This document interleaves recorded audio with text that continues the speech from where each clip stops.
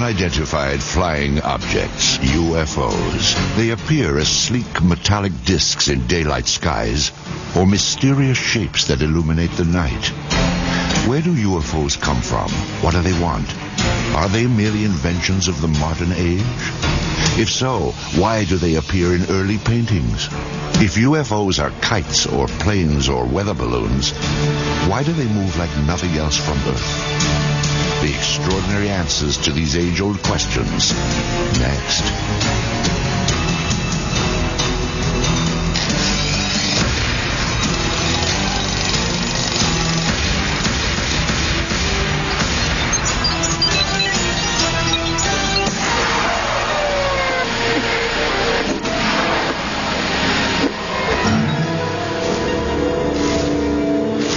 UFOs are now hauntingly familiar. They have shared our skies for an uneasy 50 years. Eyewitness accounts testify to their breathtaking speed, unparalleled maneuverability, and uncanny silence. They are different than any aircraft made here on Earth.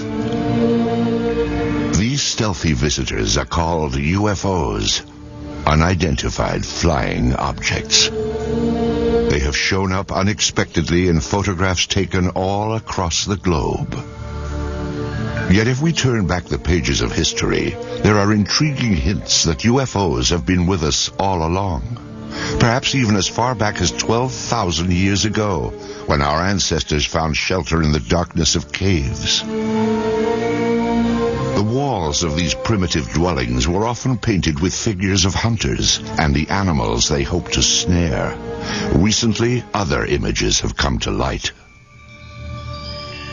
These tracings were made from caves in France and Spain, and they show pictures not ordinarily associated with hunting. Their shapes are very peculiar because they do oftentimes look like UFOs and saucers. And I'm not saying that they are UFOs or that they do represent craft of any type, only that they have a similarity to what we now perceive as maybe craft from another planet as UFOs. And one wonders where the cave people were getting the impetus for putting these on their walls. Obviously, putting paintings on cave walls was a laborious process, and you would only put down the most important things of your daily life. And here these objects appear not once, not twice, but fairly numerous times on the cave walls. The advance of civilization brought us out of caves and into cities.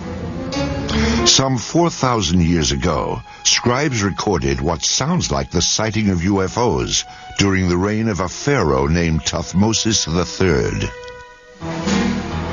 In the year 22 of the third month of the winter, a circle of fire appeared in the sky. After some days it became more numerous and shone with the brightness of the sun, extending to the very limits of the heavens. Royal Records of Thutmose III, 1480 BC. A millennium later, young Alexander the Great conquered his way across the known world. In 332 BC, he laid siege to the Phoenician city of Tyre, and accounts from both sides report that shield-shaped silver objects appeared in the sky. One supposedly sent down a beam of light that destroyed the city walls. Even the Bible itself contains passages that some say refer to alien spacecraft. I looked, and behold, a stormy wind came from the north, a great cloud with fire flashing through it, and a radiance round about it, while out of the midst of it gleamed something with a luster like that of shining metal. Ezekiel, verse 1. There are a number of reports from the past, and I believe that some of them are quite legitimate. But one of the things is you can't interview witnesses, of course. You can't get independent witnesses. You can't ask, well, what angle was it above the horizon? The problem we have with them is we have to take them totally at face value. It's always important in looking at these to remember that there are a lot of strange astronomical phenomena that only occur once in a while, like a star going supernova and suddenly appearing in the sky, or a comet which appeared unexpectedly. And so you always have to look at these from the point of view of astronomy. There could be some atmospheric phenomenon or an astronomical phenomenon that they were depicting as something supernatural. As the scientific awareness of the population grew, superstition was replaced by knowledge of what was actually going on in the heavens. However, when an object would fly across the sky and stop, or hover, or seemingly descend to the ground, or maybe exhibit many different color changes or change shape or what have you, then even those people knew that they were looking at something out of the ordinary. The residents of Nuremberg, Germany, had just such an experience on April 4th, 1561. On that day, the skies above the city filled with a chaotic array of tube-shaped objects and balls of light. Eyewitnesses called it a frightful spectacle. Chronicles of the time also report extraordinary displays over Basel, Switzerland, during the summer of 1566. These events were depicted in primitive woodcuts made by eyewitnesses. However, it was the talented master artists that have left us the most fascinating images. In 1998, an Italian writer named Daniela Giordano earned an award for her landmark study of the enigmatic flying objects depicted by Renaissance artists. She discovered that not only did the artist have these objects in the picture, but he also had people looking at these objects and shielding their eyes, as though the people were actually noting with amazement that something unusual was in the sky. It's unknown why the object's there, but it does appear, and it looks like a UFO. This apparently traditional religious work is known as the Madonna and Saint Giovanni. Here, too, a witness to the flying object is placed unobtrusively, yet unmistakably, in the background. And it's very obvious that this person's attention is directed to the flying object. And the artist obviously wanted viewers of the painting to see that not only is there the Madonna in the painting, but that there's also an object in the background. Curious airborne craft show up in other media as well. These tapestries from the 1500s depict the life of the Virgin Mary. Lurking in the background is the familiar shape of a 1950s-style UFO.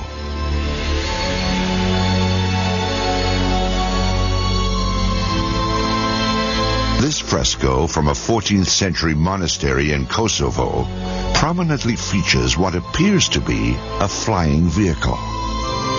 On this French coin, minted in 1680, a ray of light beams down from a colossal wheel-shaped object. Sporadic sightings continue to be recorded for the next 250 years.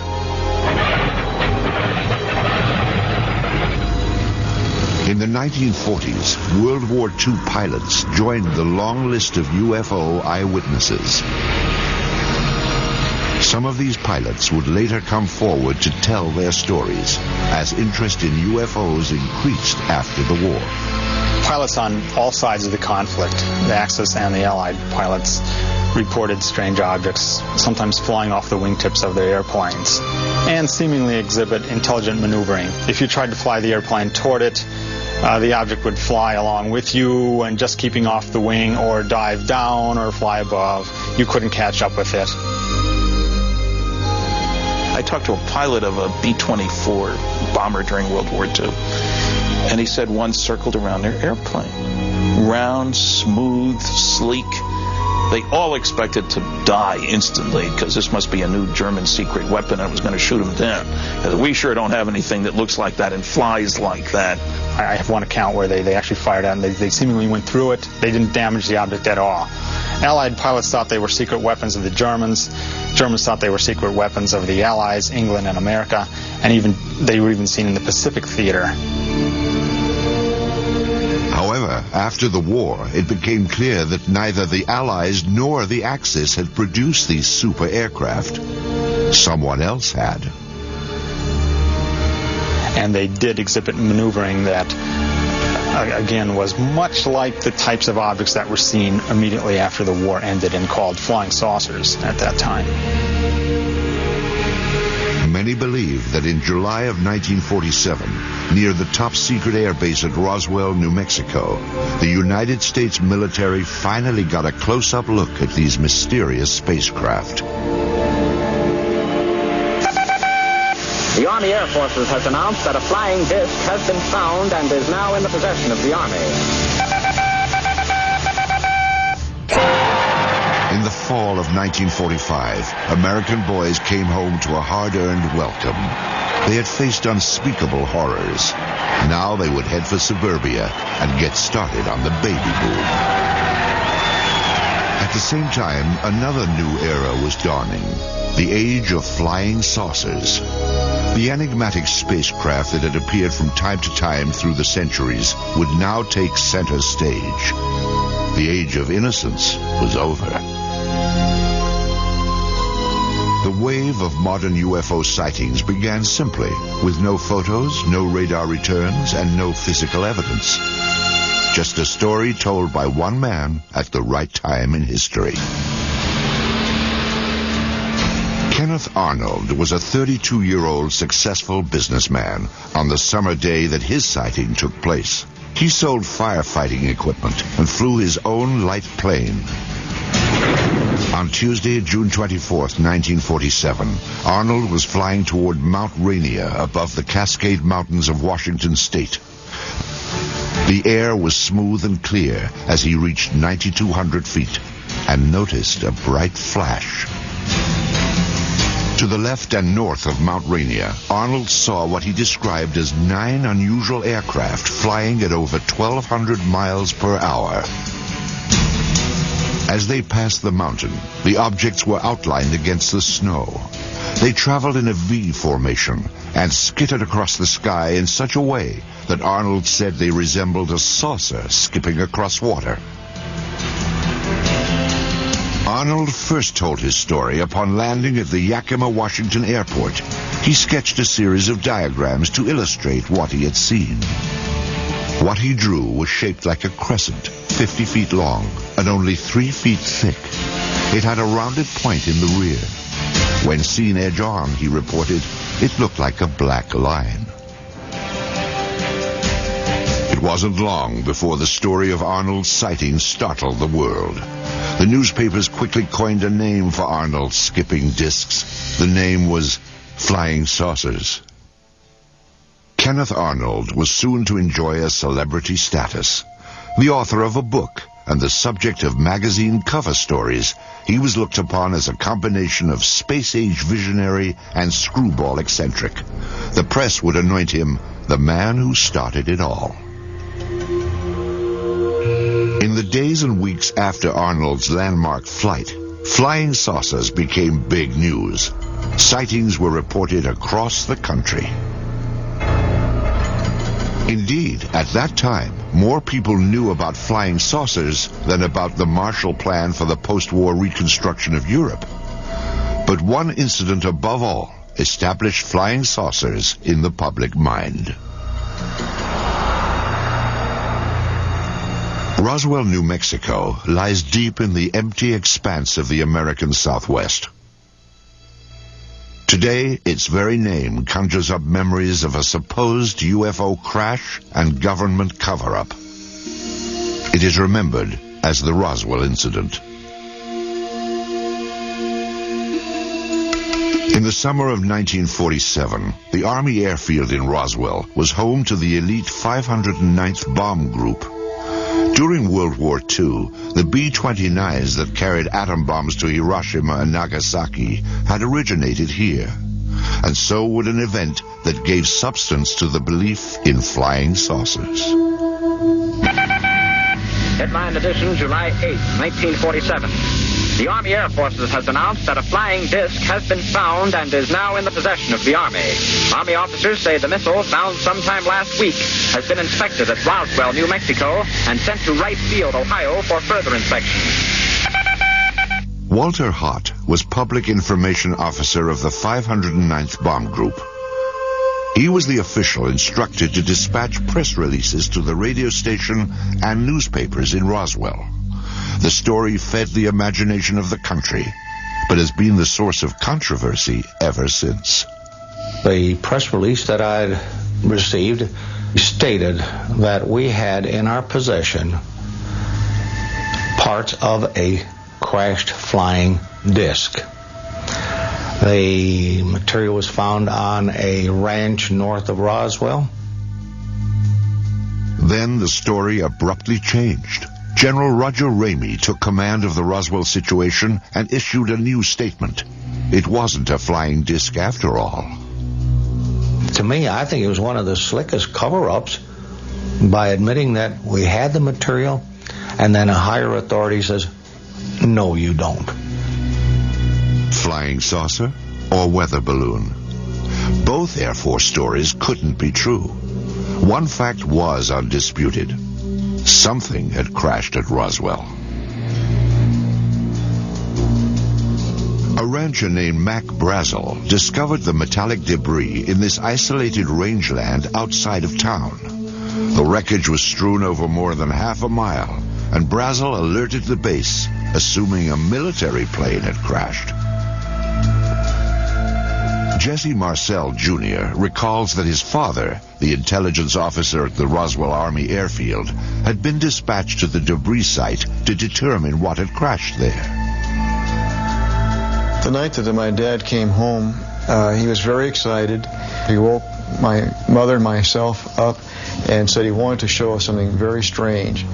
And as I recall, he said this was parts of a flying saucer. I was 11, almost 12 at the time, and I had seen pieces of an airplane and weather balloons and things like that, but this was not like anything that I'd ever seen before. And the most intriguing portion of the debris that I recall seeing was what appeared to be I-beams. When I looked at this with the light reflecting on it, I noticed what appeared to be some symbols or writing along the inner surface of this I-beam. And the implication was this was something that came from some other planetary system. Author Kevin Randall researched the Roswell incident and learned more about the debris Major Marcel had collected.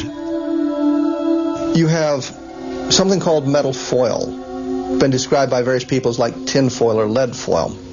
You wad it up into a ball, you drop it on the table, it unfolds itself and there's no sign of a crease. Randall interviewed some people who say they actually handled the mysterious wreckage back in 1947. It was all wadded up when he dropped it, and when he dropped it on the table and it hit the table, it spread out just like it was water.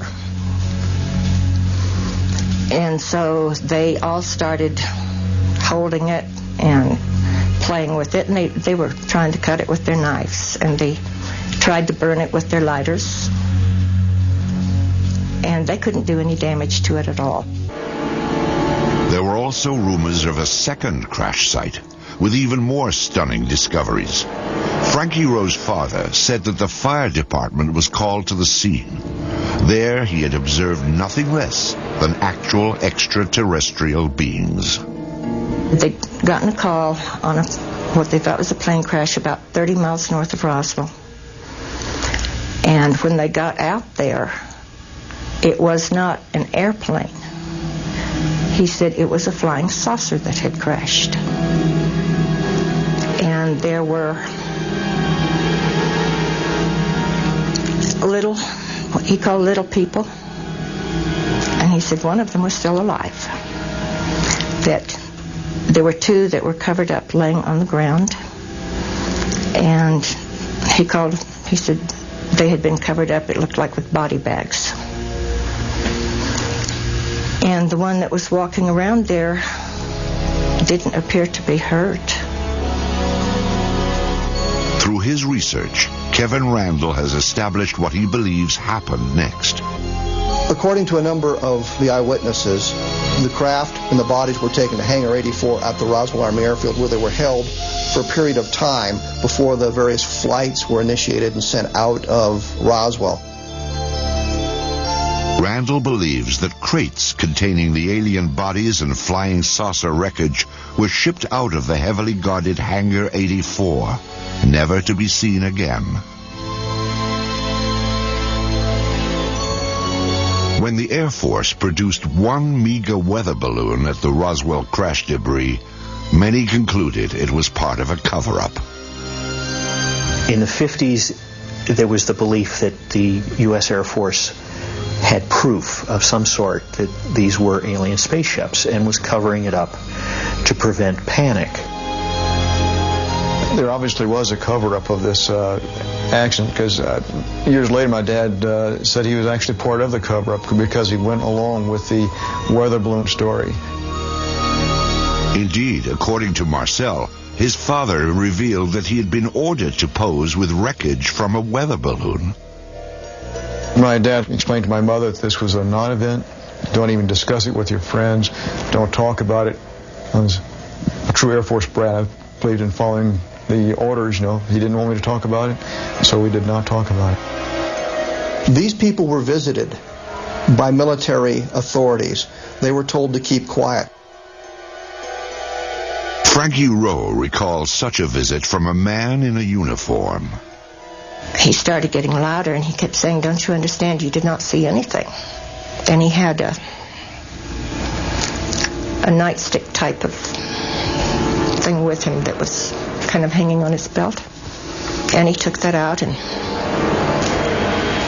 he got very loud, and he started talking, and every time he would make a point, he would hit his hand with the nightstick. So he would say, "You didn't see anything, you were not there." And he said, "If you ever say one word about this the rest of your life, we will split up this family. If that's not enough," he said, "you know, this is a big desert out here. We can take you out in the desert." And he said, "No one will ever find your bodies." If this disturbing account is true, it can only be described as a death threat, a warning to remain silent about the Roswell incident. What was so vital to protect? In January of 1948, the Air Force would launch an investigation into the escalating flood of UFO reports.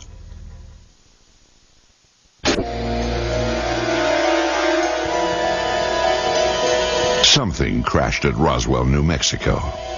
But whether the object that fell from the sky in July of 1947 originated here on Earth or somewhere in outer space has been hotly debated for more than a half-century. Perhaps it truly was a weather balloon, as the Air Force insists. If so, that would deflate one of the seminal events in the history of UFOs. However, if the object was in fact extraterrestrial, the issue then becomes, what business did it have at Roswell? At the time of the Roswell crash, New Mexico was host to the most advanced military and scientific experiments on the face of the planet. In fact, the Roswell area was the only place in the world where testing of cutting-edge radar, rockets, and nuclear weapons could all be found. Perhaps these lurking UFOs had become a threat to national security.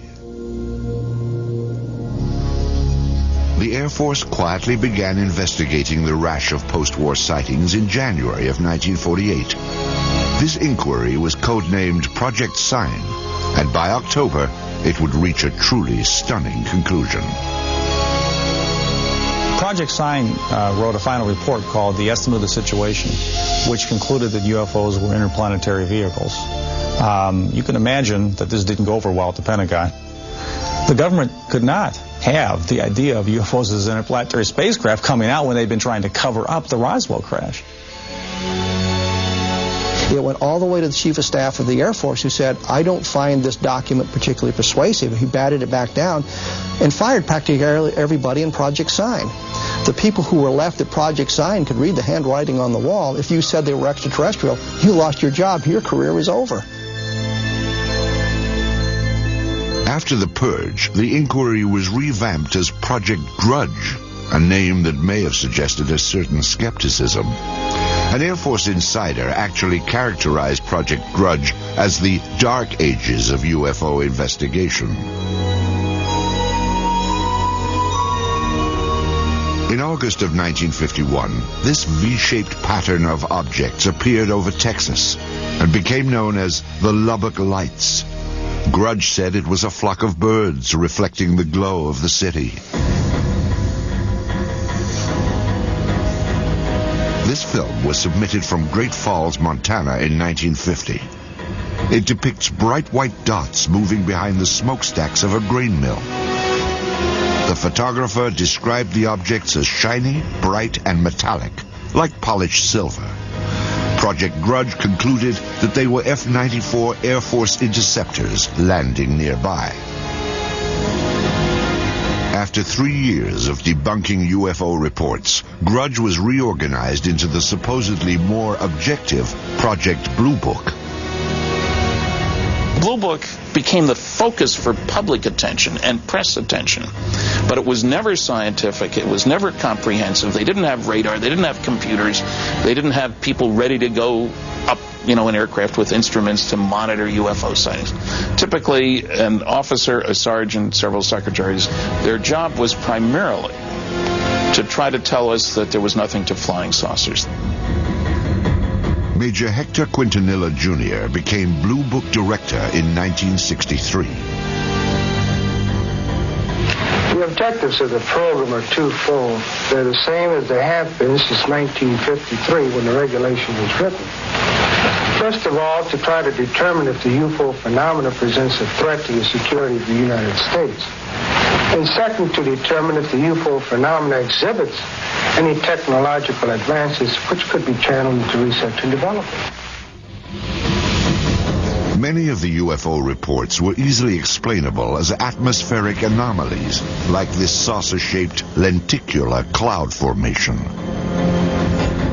The man who shot this film, a Navy officer and aerial photographer, claimed he saw these objects up close before getting out his camera.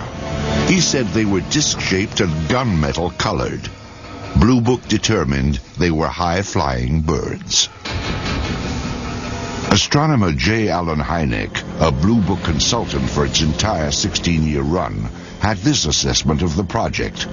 Quote, "When Major Quintanilla came in, the flag of the utter nonsense school was flying at its highest."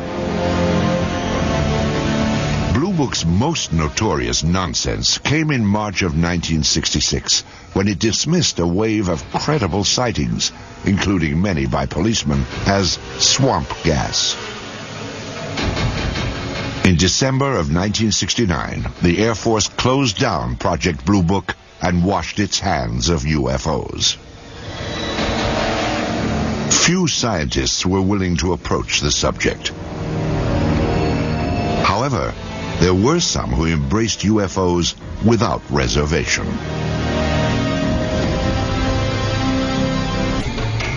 During the 1950s, the Air Force stood by its finding in the Roswell case. The crash was nothing more than a weather balloon. But newsreels show a public that continue to watch the skies, hoping to glimpse a spacecraft. Suddenly, people from coast to coast began seeing UFOs. What followed was a popular movement that embraced flying saucers and the spacemen who flew them. Ready or not, the flying saucers were coming. Within a matter of several days, I will myself make what might be called a flying saucer, although I don't choose to call it that because it may not respond to our controls. To the vast majority of the people in the late 40s and 1950s, flying saucers were a terrific novelty. And there was a great deal of popular fascination. There were cheesy science fiction films based on the idea that Martians were invading the Earth in flying saucers. Popular magazines printed on pulp paper would hit the newsstands in time to cash in on the trend and expand it to legendary proportions. The man behind those flying saucer legends was publisher Raymond Palmer. Palmer was a man who in his youth had been severely injured, and so he was crippled up, and he was what you would call a hunchback, I guess. He had the instincts of a carnival barker. He liked to put something over on you. And the thing about Palmer was that his fans liked having Palmer put something over on them. It was Palmer's Fate magazine, later called Flying Saucers magazine, which helped spread the idea of UFOs in the 1950s.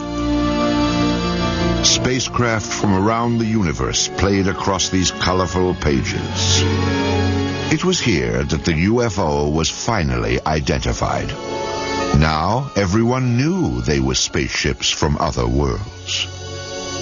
What followed was a craze in the 1950s known as the contactee movement. Contactees were people who said that they had made contact with space people. I was aboard a flying saucer in the Nevada desert on 11 different occasions. I was taken into this monstrous saucer by one of the men and confronted with a lady captain. Beautiful complexion, beautiful appearing woman, and they're peaceful people. They mean no harm to us. They come down here to investigate what's going on Earth, and they certainly convinced me that they're peaceful, and they come from another planet they call Clarion. They told me there was life on Mars and that there were life on other planets as well, and all planets except Earth had interplanetary means of travel. The man credited with starting the contactee movement was a Polish immigrant and self-styled philosopher named George Adamski. In his book, Flying Saucers Have Landed, Adamski claimed that in 1952 he had been aboard an alien spacecraft. So I was picked up on a desert, in California desert, and I was taken to the mothership and they were flown around, not too close to the moon, but with instruments, similar, you might say, except it wasn't a camera, it was a regular sort of a telescopic instruments that we were able to see what was on the moon on the other side of it, see? Adamski's book detailed his meeting with a man from Venus called Orthon. There were also photographs of the spaceship he supposedly flew in. Adamski's books also reflected the political climate of the 1950s, like growing concerns about the arms race between the United States and the Soviet Union. When Orthon departed, he would leave behind these enigmatic footprints. Adamski said they contained a message urging an end to nuclear testing on Earth. In a similar vein, other contactees spoke of aliens from utopian planets who wanted to prevent all-out nuclear war. Best of all, these aliens, like us. I have a picture here of the gentleman who escorted me through the craft, and I would like to show it and describe it. This gentleman, he appeared almost as I am, except that he was about 5 feet 10 inches tall, weighing about 150 to 155 pounds, and they all appeared about that same size, including the lady. George Adamski would publish 2 more volumes on his contacts with beautiful space people from Saturn and Mars. He even had opportunity to take home movies of the scout ships that transported him, guided by robot pilots from Venus. The impact of Adamski's tales led to an explosion of flying saucer clubs and conventions.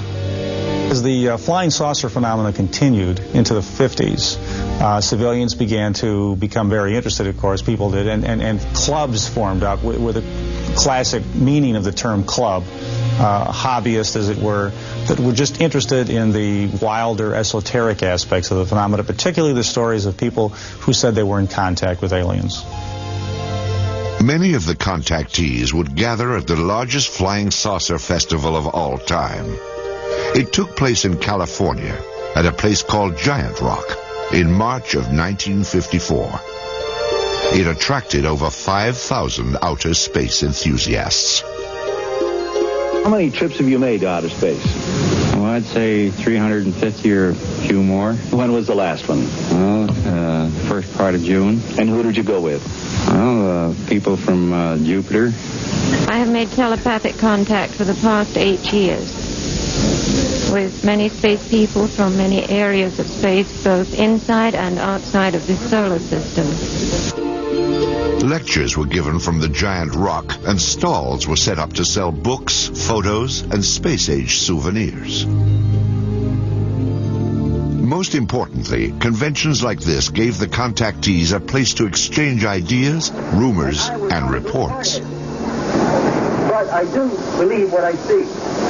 And I am one of those who was inside a flying saucer. I seem to become one with the entire universe.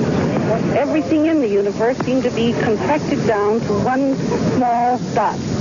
What were their clothes like? The woman had a radiant red box-pleated skirt and a black velvet appearing blouse and a black and red tam or beret, and the men had clothes very similar to our Greyhound bus drivers.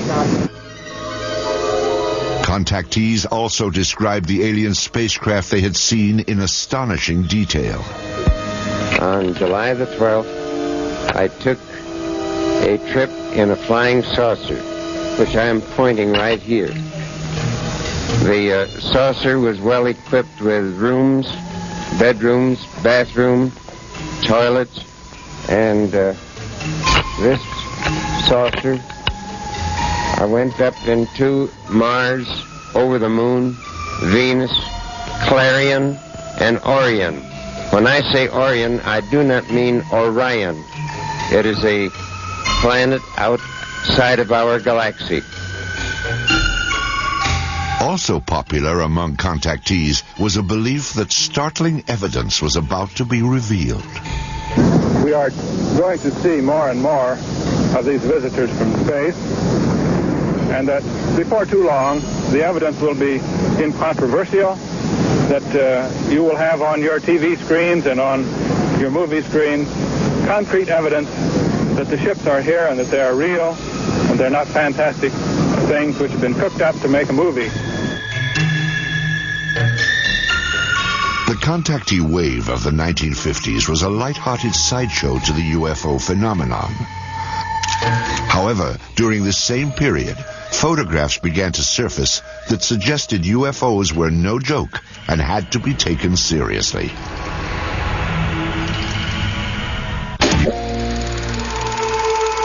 They are round, they are cigar-shaped, and they are cylindrical.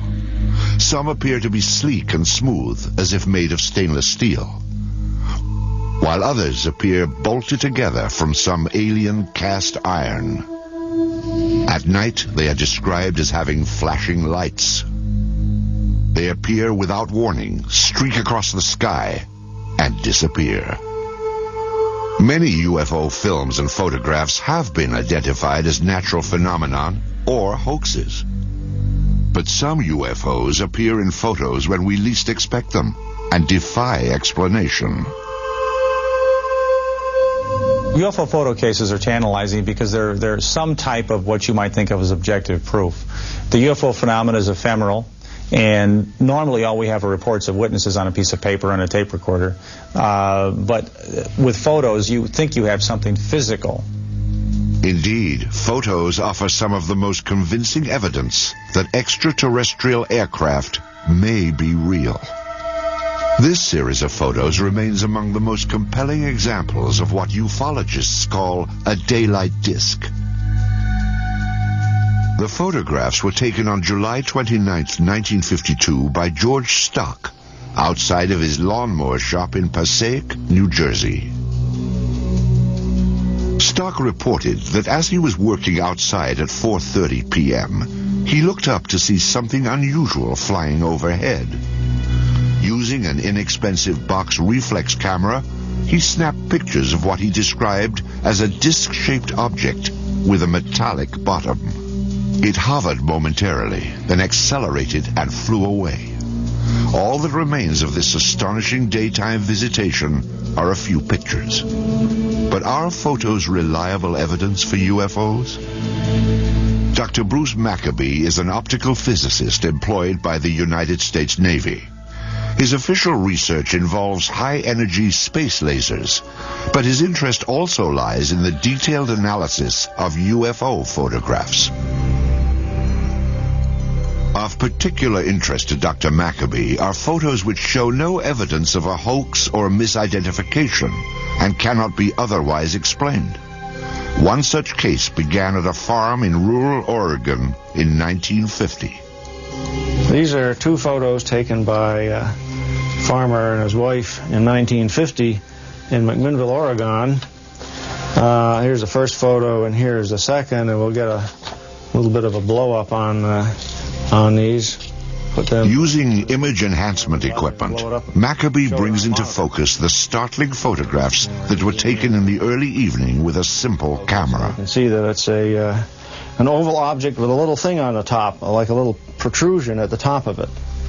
This is obviously a hoax of the real thing. There's no halfway point. You can see the image clearly enough to see that it's not a bird or plane or Superman. So the next question is, what could it be? And if we go back over here, we can see that there are electrical wires right up above the object, looking again at the blow-up. And now the question is there any evidence of a suspension underneath the wires? A contrast-enhanced version of the Oregon photo reveals minute scratches that Maccabee must distinguish from a string or line that might have been attached to the object to suspend it for a hoax. No one has found any evidence of a line going up above the object. There is a possibility that this thing might have been thrown and photographed, except that the image is not blurred by motion. Agents of the Air Force and FBI questioned the couple who took this picture, and authorities later confiscated a copy held by the local newspaper. No one has yet explained why. This photograph is another of the more credible UFO pictures ever taken. It was snapped in Brazil by a government survey team in 1958. A Brazilian naval photographer on a ship was there with the rest of the men when they saw an object shaped like Saturn, in other words, an object with a ring around it, flying toward an island that they were near, Trinidad Island, flying around the island and then taking off in the distance. And he snapped 4 or 5 or so or more photos of the object with literally dozens and dozens of witnesses.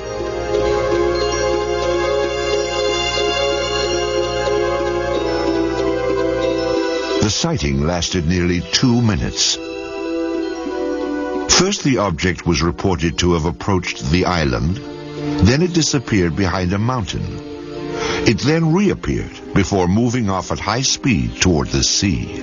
This is clearly a structure that somebody built. It doesn't look like anything that we have on Earth. There were all these witnesses who saw the picture being taken. For these reasons, the photographs are unusually evidential and have to figure in any kind of case for the reality of UFOs as somebody's technology. Because this is a multiple witness case done by scientists and a professional photographer, and it has many photographs, it probably has to be taken seriously as the #1 photographic case in UFO history. Soon after the photos were taken, Brazil's president, Juscelino Kubitschek, ordered them released to the press. His action stands in stark contrast to the apparent secrecy of official UFO inquiries in the United States, beginning with the Roswell incident in 1947. Even today, requests for government records are routinely refused. Documents that are released are often censored to the point of uselessness. Perhaps it is no surprise that many suspect a government cover-up and conclude that unidentified flying objects may indeed originate somewhere other than Earth.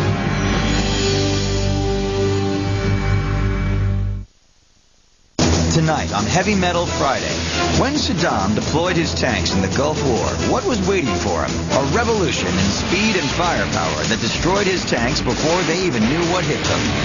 An American marvel, the M1 Abrams super tank on Heavy Metal Friday, tonight at 9 on the History Channel.